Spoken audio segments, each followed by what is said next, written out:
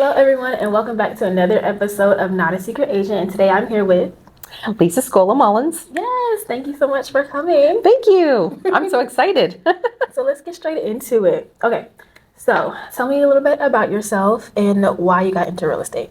Well, I got into real estate when I turned 50. So it was kind of it was a spur of the moment sort of thing, which is a fun story. I've done direct sales now for over 20 years. So I've worked from home and I've been in sales for a long time.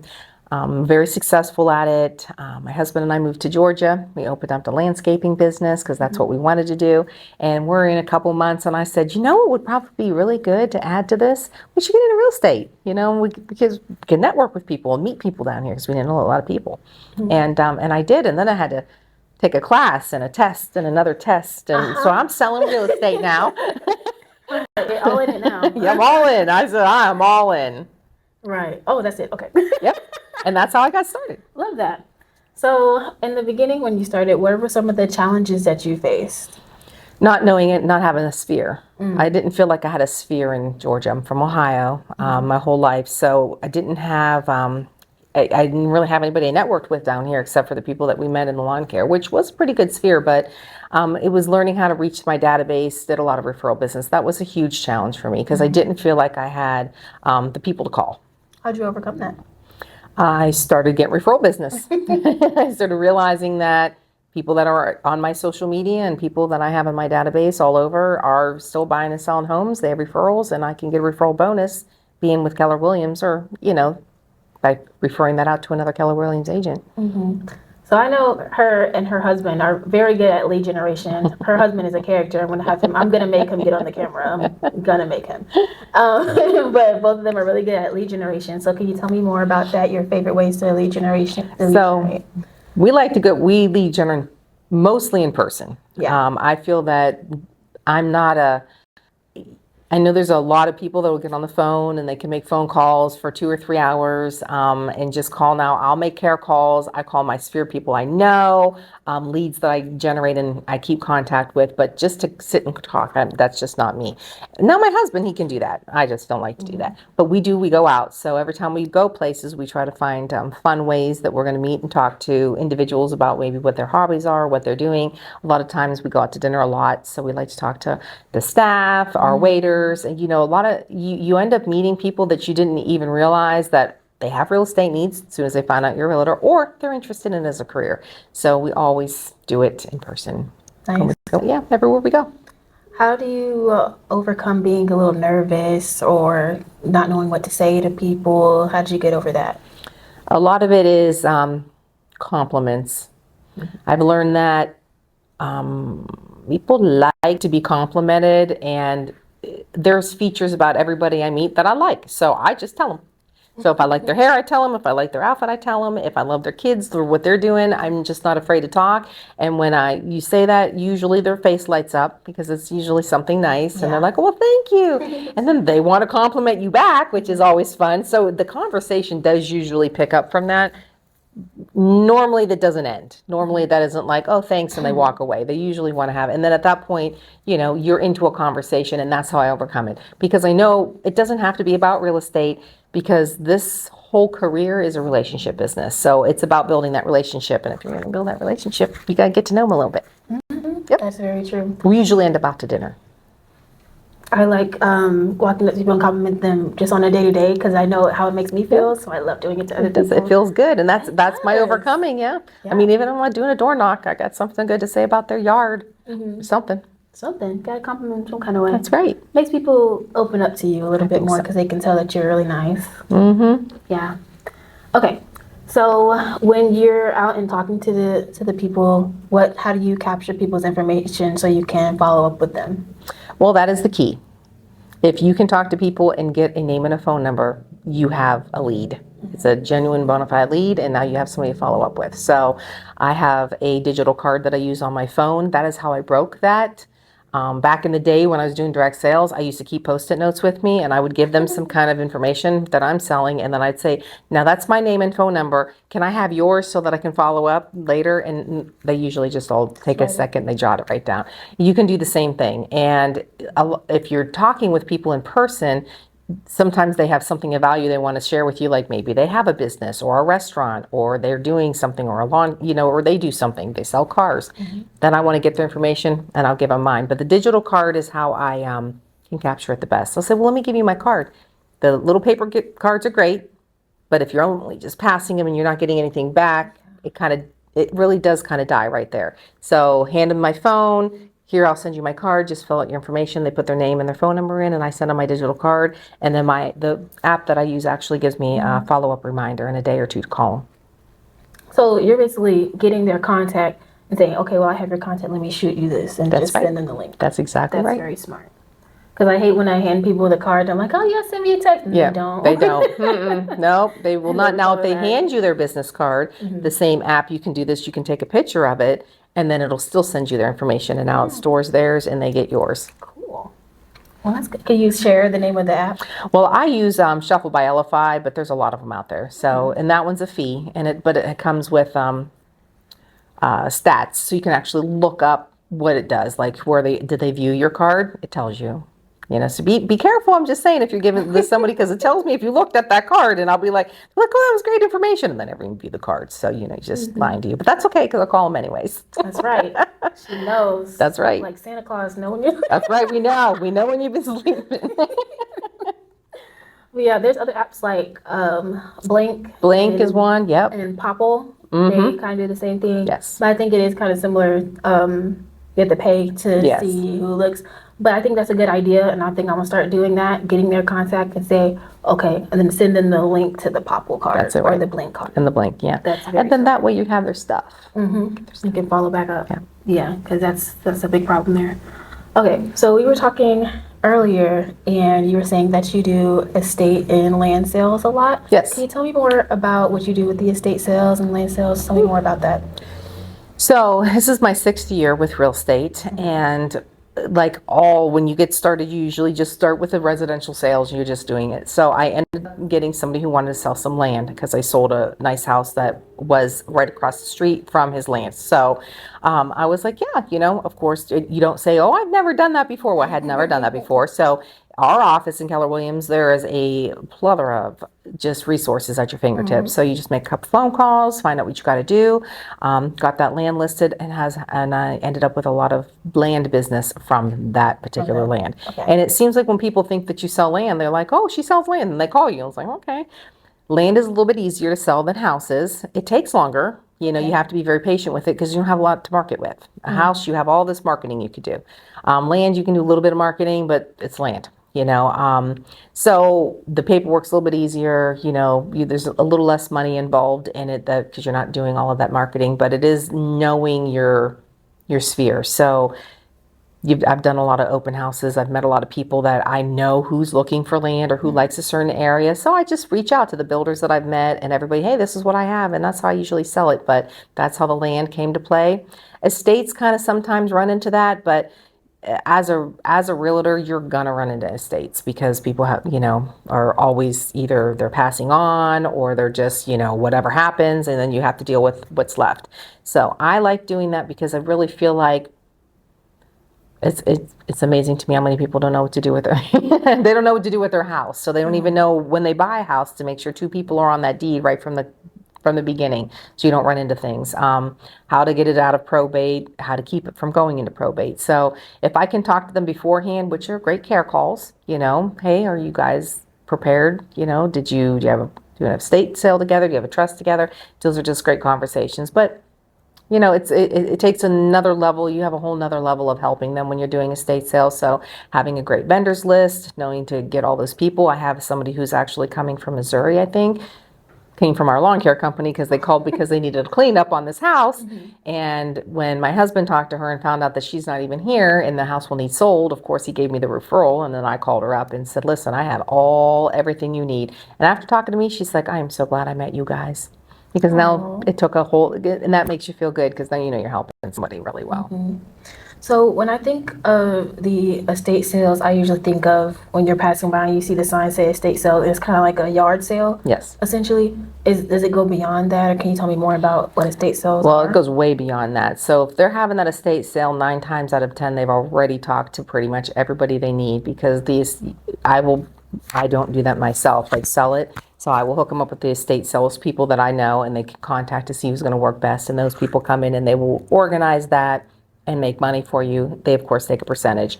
If they don't want to do any of that and we're just doing a full clean out, then we're just calling people in to take donations, and then we actually do throw everything out in the house. So the estate sale is the way to go. But if you ever do see them and you're driving around, and you know, especially if you're a realtor, stop and make sure that they're covered and they know what to do with the home. And so, you know, they're already there. Okay. It's not a garage sale. It's better. Go. Yep. What are some of the craziest things that you've seen at the estate sale? Tell me about a different experience. Well, I did one house once, which was, it was an estate, but they didn't have an estate sale. They had me come in, and it was literally like, yeah, no, I'll help you. You'll get much more money if we can get the house cleaned out. And they didn't have the money to do that. I was able to partner with a lot of my resources to get it done without the money they could pay at the end, you know, pay the closing. So we did that. But it was crazy to me because when I showed up, it was like they just walked out of the house. They would looked exactly the way it did when I got there. There was still food, the refrigerator, there was clothes. I mean, I had to call them up. That's exactly right. They took their car and their duffel bag and they were out. So I had to make a lot of phone calls. Are you sure you don't want this? Are you sure you don't want that? Because, you know, you come across stuff. And so that was one of the crazier things, I think, when it came to somebody who, you know, really needed like an estate sale. That was definitely crazy. Yep. So what's the process with, well, let's start with land, then you could talk about estate sales. What does those processes look like compared to a traditional sale in real estate? So if somebody calls you up and they have, they're selling a house, somebody has passed, for instance, the first question I usually ask is, well, who's in charge of the estate? First question, because now you're going to know how far they are as far as the probate goes. So if they know who's in charge of the estate, if they're the person that's, you know, the signer and they're in charge, or maybe their brother, or if they haven't done anything. I had somebody actually say, well, no, I mean, my parents just said that to sell the house, it's our house, you know, and split it. And we can do that. But who's signing? You know, so they had to explain they have to go down to the courthouse. They have to get a letter of administration ordered. That starts the probate, takes 60 to 90 days. Once they have that piece of paper, we are ready to go. So that was like the first step when it comes to like the estate sales. And it's just that first question. And then you will know where to go as soon as they answer it. Now, if they're golden and they've done that already and they just, you know, they just need to get it sold, well, then you're just on to come in to look at the house and whatnot. And as far as land goes, there's a lot of documentation somebody can have that will help sell their land. So it's much different than a house. So you want to know, how is it zoned? Is it buildable at all? I mean, there's a lot of people that have land and they want to sell it and it's agricultural or it's protected. And it's just going to be a nice ornament for that family for the rest of their life because they're never doing nothing with that land. But if it's land that it can be rezoned and you can put in, you know, for that, has it been soil tested? Can you build on it? How many houses? Can it be subdivided? So you want to find out who your clientele is going to be. Is it going to be a single family that needs to build a house? Or can I actually go to a builder and say, hey, this 5 acres can be developed. This is a great opportunity. You start learning how much footage you need, road footage. You need a certain amount for a certain amount of houses. So I've learned a ton about it by selling it because every single land seems to be a little bit more unique. And then you're making phone calls. Now, disclaimer, it's not our job as the realtor to make their phone calls. That's something that they should really do for themselves if they're selling land. I've done it, but I've learned from it. So at least I get the information that I know I need. Well, they should call the zoning, the county. You call and find out. Right, you should already know all this information, and it really is their job to get it right. But I'll do that, and I do that for my clients if they want me to sell their land so we can get the best for it. Now, I've sold land that has no testing done, no surveying done, no nothing, and it sells. Expect a longer due diligence. You know, you have to give them grace. They need time to do that before they buy the house. So you can look to have 10 to 30 days, if not longer, depending on who's buying it. I have a tract of land that has been under contract. It'll be 2 years soon, and it'll close in December, but it's a part of a whole conglomeration of land. So it's taken a long time to get, so it's not quick money. It takes a minute. How long did you say? Most land, if it's quick land and it's they have 2 acres or an acre and they want to sell it, you can get through that rather quickly. You could probably close that up in a few months. If it's like this, where it's 10 acres connected to a whole lot of acreage, and it's going to be, like you see when you go past and see them building homes, and you're like, oh, look, they're building more homes. That's been happening for a couple years. Oh yeah, no, they didn't just get that land. I mean, there's so much they have to get all the titles for it. It's crazy how much goes into it. And a lot of money before they even get to the table to say it's theirs.